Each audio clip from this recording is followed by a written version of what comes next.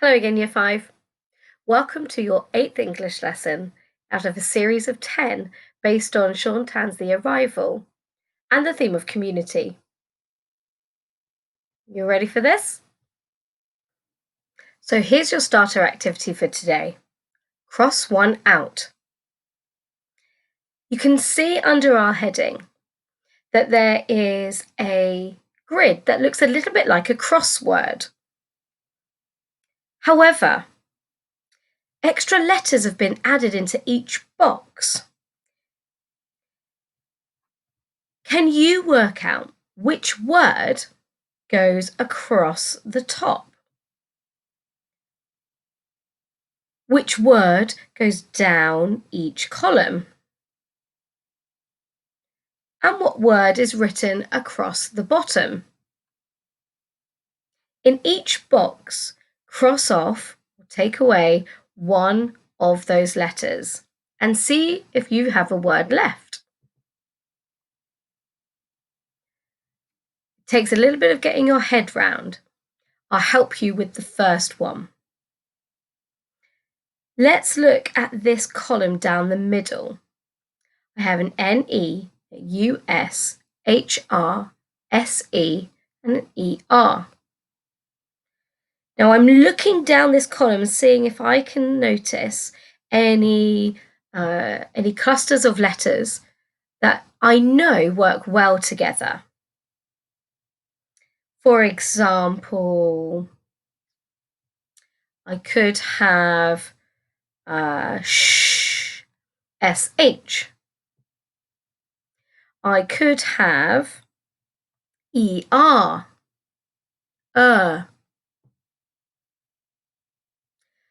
I'm also looking at these top letters here, at the beginning of my word.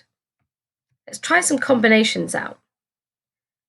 N-U, new or N, N-S, Ns. Ooh, I don't think there are any words that start with Ns. So it can't be those two. Might be N or it might be the S, but not of those together. What about if I use the E? S, yeah. I know that I know of other words that start with ES. EU, you. Not impossible, but is more unlikely. So you can see how we might begin to work out which letters we're going to keep and which ones we need to get rid of. Take as much time as you need. Stop the video now and come back when you're ready to. Oh, how scrambled is your brain? I know there was one particular part of this that took my brain a long time to work out. Let's have a look at the answers. Oh, there we go. So the letters that we are going to use are all in red. So across the top here, we have bonus. From the top down, we go burnt, nurse, scent, as in something we might be able to smell. And then across the bottom, we have a treat. Was that a treat for you? Maybe, maybe not. Let's move on to today's lesson. Make sure today that you've got something to write with and something to write on. Now, we discussed earlier in our writing journey that our aim was to write an informal letter. But let's stop for a moment to think about why people write letters in the first place. Pause the video now so that you can collect some ideas, jot them down.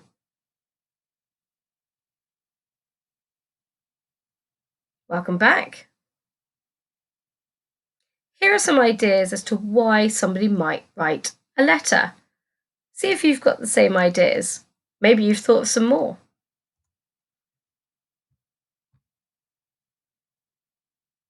To inform people, to give them some information.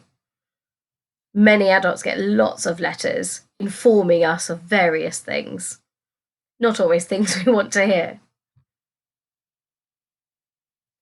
To persuade somebody might be that they want something from you, or they'd like you to do something. Maybe writing this in a letter makes it feel a bit special and maybe more likely to do what they're asking. Just to feel that connection with somebody. I know that for me and one of my friends, they lived in Hong Kong. And so there was a time difference. So phoning each other was difficult. So we wrote letters instead. This meant we could write them in our own time. And we had that excitement of receiving a letter in the post. It also meant that we had loads more to talk about because we sent them less frequently.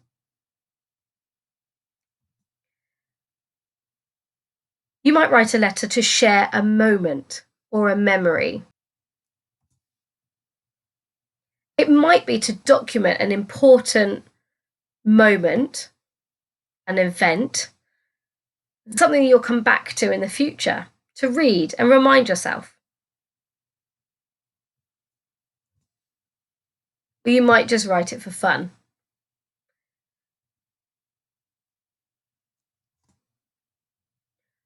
Why might our arrival be writing a letter?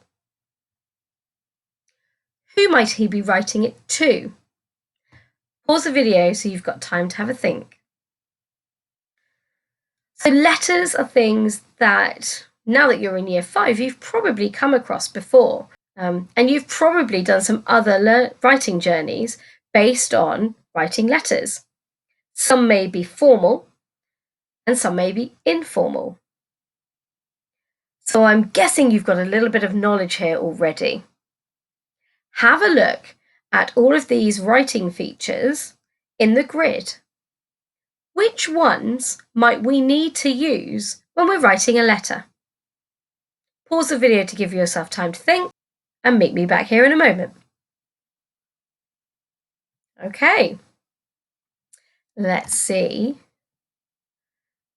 what we should be looking for. So all of those are in green,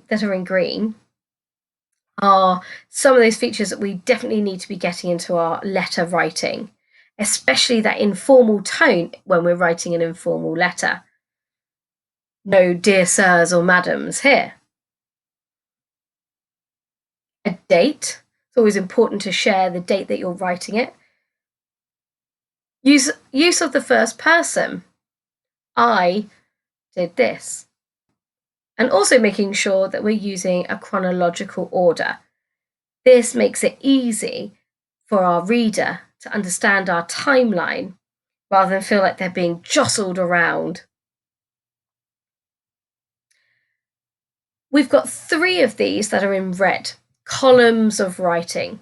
What type of text do we usually see that in? Newspapers, absolutely. Subheadings, we tend to see this more in non-fiction writing. And that formal tone isn't going to be appropriate for this particular task. I've put similes and photographs in orange because whilst they're not the first thing I think of when we're writing informally, there's not really a reason for them not to be there. If you wanted to include similes in your writing, that would be fine. Too many of them, however, and it would start to feel a bit like a narrative. And then we wouldn't be writing an informal letter. And photographs, well, again, it might not be something that we do in every letter that we send, but an informal one to a friend or family member, we may wish to include some photographs. So now we've got some features that we recognise are important for writing a letter. Let's see how we can combine these with the skills that we've already been working on in order to write an informal letter from the point of view of our arrival. Here are the 4 features that we selected on the previous slide. And I've got an example letter here that's been created by the wonderful people at Twinkle. Let me read the letter through to you. 27 Common Lane, Familiar Town, Yorkshire, S24 9TD, 24th March 2017. To Billy, I'm sorry for not writing sooner. Honestly, I've been meaning to contact you ever since you moved away, and I shouldn't have taken so long. How is your new house? You're probably still getting used to the smaller bedroom. I hope you've managed to unpack everything now. Somewhere nearby, is there a park you're allowed to go to? No way will the equipment be as exciting as where we used to hang out, I bet. At night, when I'm on my own, I keep wondering whether you would have had to move if your mum hadn't found out what we were doing. She said that moving away was for your own good, but I don't see how it can be good to make you leave immediately with no explanation. You were so close to the source of the truth, too. There's still something strange about that scratching noise which we kept hearing coming from the woods. It's not like we were misbehaving. Maybe curiosity just got the better of us, and we should have known better, or maybe we really are too mischievous for our own good, like we keep getting told. We were such a great team, though, you and me. Even if it was you that first suggested exploring near the cemetery, you didn't have to persuade me. I made my own decision, so don't blame yourself. I still reckon we'd have been fine if the thunder and lightning hadn't started. Eventually, in the mud and the darkened night, the trail out of that place just seemed to disappear. We have a new neighbour now. Mum says that the family is a nuisance. I miss you all, even that little sister of yours. Please apologise to your mum for everything that happened, but don't tell her that I'm definitely still determined to uncover the secret of the hooded gardener and the stolen animals. Gotta go now. Hope we get to see each other again sometime soon. Write back if you can. From your best mate, forever, Greg. I'm going to have a little look through it for some of those features. How are they being used and where are they? We're also going to have a look at it for the features that we've also been looking at.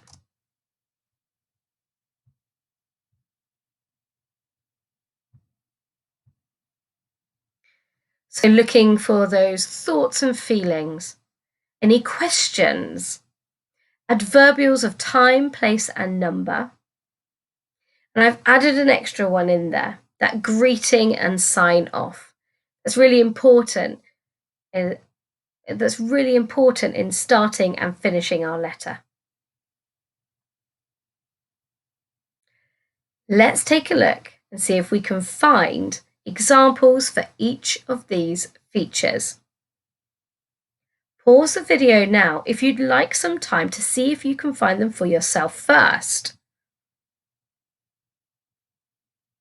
Let's see if we can find these within the text. Let's start with some of the more obvious things that stand out. The address and the date. There we go, right at the top and often on the right-hand side. The greeting and the sign-off. They're like bookends, the beginning and the end. First person, I did this. Have a little look through. Pause the video if you'd like to see if you can count how many times the word I has been used. There's so many of them. I've only selected the 3 in the first paragraph, but as you scan through, you'll notice there are a lot more. Questions. In order for somebody to reply to you, You need to ask them questions. It doesn't have to be many, but something that they need to respond to. And we can see that here in the second paragraph. How's your new house? Somewhere nearby? Is there a park you're allowed to go to?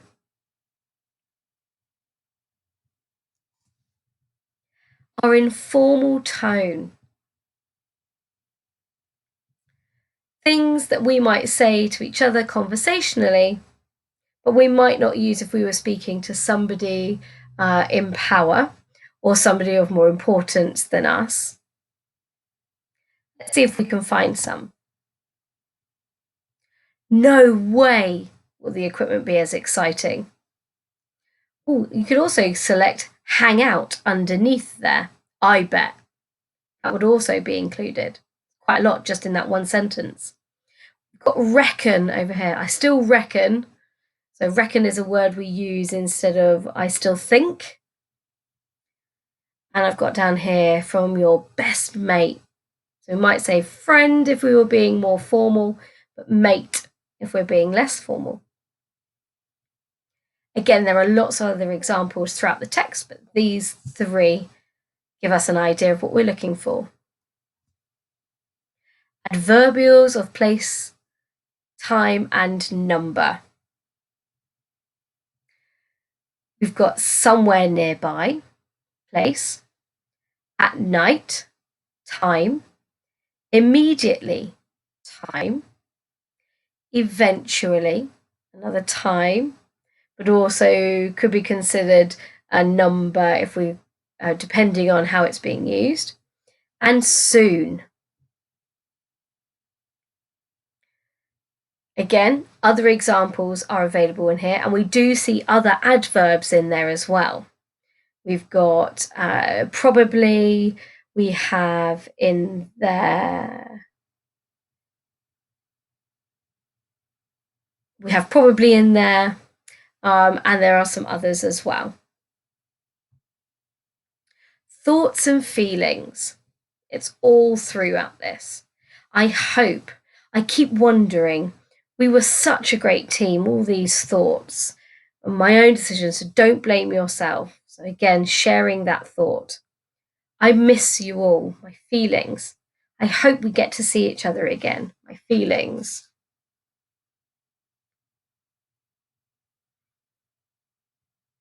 And lastly, we have chronological order, the order in which things have happened. We're going to look at this in more detail on the next slide. When we're thinking about the order and the structure of a letter, we need to take it paragraph at a time. Let's look at how this one has been put together. We can start to see that timeline of events and that chronology.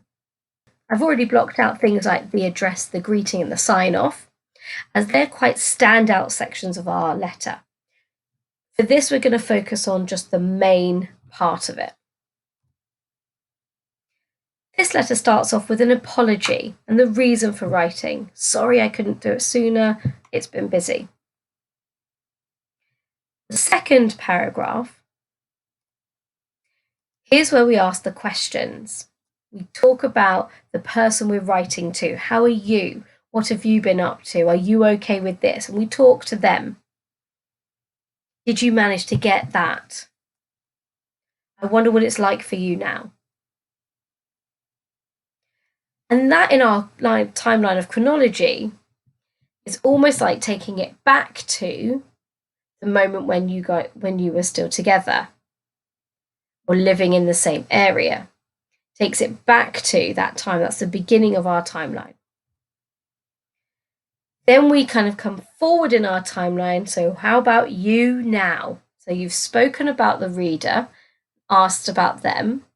Now it's about sharing about you now. What's been happening? How have you felt since you've been away?